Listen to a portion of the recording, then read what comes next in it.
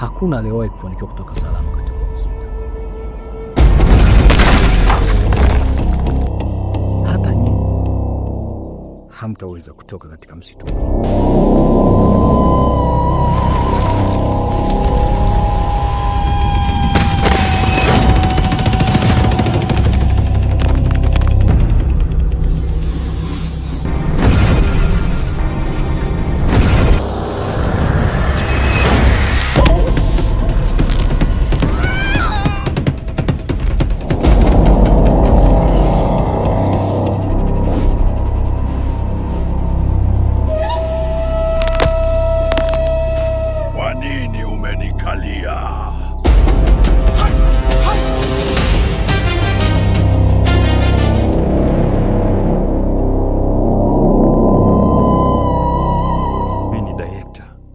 Tulikuja msituni kwa ajili ya kutafuta eneo la kushutia kazi yetu, lakini kwa sababu ya ukaidi wenu.